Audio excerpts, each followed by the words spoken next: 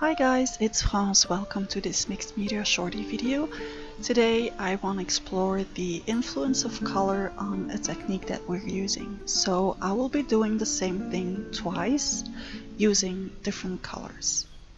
This is the first part where I'm starting with Finalizing's white crackle texture paste, into which I'm pulling some color art pigments. This is the teal zircon one. So I'm not really mixing up the colors through the paste, I'm just pulling it through. And this is the autumn leaf, which gives a funny effect as it has really a lot of components to get that rusty color going. So you can see some green, some red, some orange, some pink even. So I'm just pulling it through the texture paste to create some color effects. Now my palette knife was getting too dirty with the two colors mixing up together, so I needed a clean one so that I can keep on pulling the colors without really mixing up the whole thing.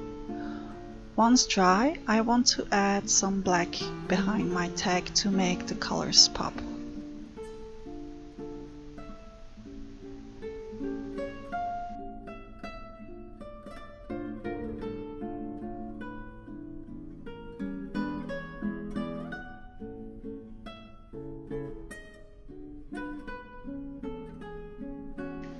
To add some very light stamping, I'm using some Adirondack ink and one of my Stampatique stamps, and it's so light that the camera isn't even picking it up. Using another color, another stamp, I'm adding some more details to the background and really keeping it very soft. I want that colorized texture to be really visible. I picked up some embellishments that I want to use, again using the same inks to coordinate everything, and then gluing it down before I run my sewing machine over it again. So you can see that I also added some sewing around the edge of the tag to have some more of that black coming through. Now the stamping with that first stamp was too light, so I went back in with a slightly darker color and then going back in with my sewing machine. I'm pulling all the threads to the front and then tying them together so that everything stays in place. Now I can just glue down my embellishments. Very simple, very quickly. And to make sure it will stay where I want to have it, I'm placing some clips. I'm also adding an eyelet to the top because you know I like my metal on my tags or whatever it is I'm making. And now I can add the final touch to it. This is double-sided 3D foam, very thin, so that I can have my frame going slightly over that wooden embellishment that I used. And then I'm just using two brads to put it in place.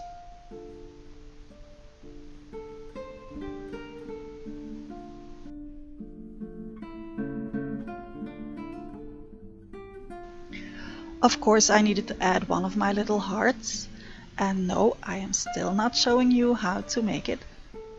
If you want to know, you have to take one of my classes and become a member of the society. The Society of Those Who Know.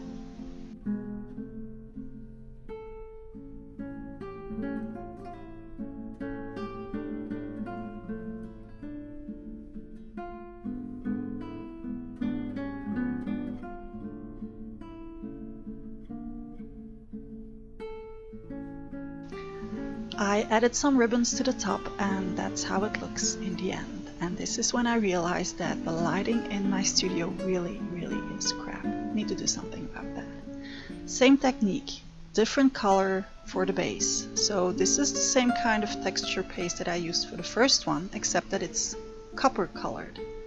I'm mixing up the same kind of pigment through it, that same teal zircon color art primary element pigment. While the texture is still wet, I'm stamping with one of my stamps so that I create some texture in the background. I'm adding some black to the edges, but you can see that I also have some brick stamping going on. I'm sorry, I thought my camera was running and it wasn't. I actually stamped with primary element mixed up with gesso. And adding some more black stamping to the edges. I'm adding my embellishments. I added the same kind of sewing as I did for the first tag. I'm adding the same kind of wording, except that I want to enhance the blue a little bit more. So I'm using clear gesso from Finalizing, the same kind of pigment, a little bit of water, and I'm using that to colorize my piece of paper very, very lightly.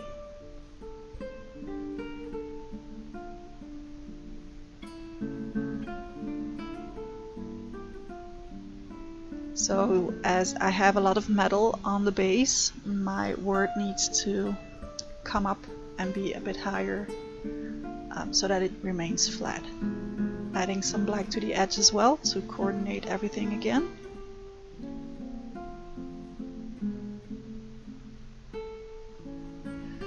So again, I created some circles on my tags, just like I have circles for the first one, but I did it differently. Again, one of my little hearts, and this is a rusted button. And now I'm going to adhere the little heart to the button using metal wire. So this is just like sewing on a button on trousers, but I had to wait for my glue to dry first. Now I thought it would be visible when filming this, but you just can see, you can only see my big fingers in there, so there's no point in showing you the whole thing. And now I can just glue this in place. So, like I said, same technique, crackle texture, which I mixed up with the same kind of, well, the exact same color pigment, and you get a completely different result. I hope you liked today's video. If so, don't forget to hit the like button, don't forget to subscribe to my channel, and see you back next time. Ta-da!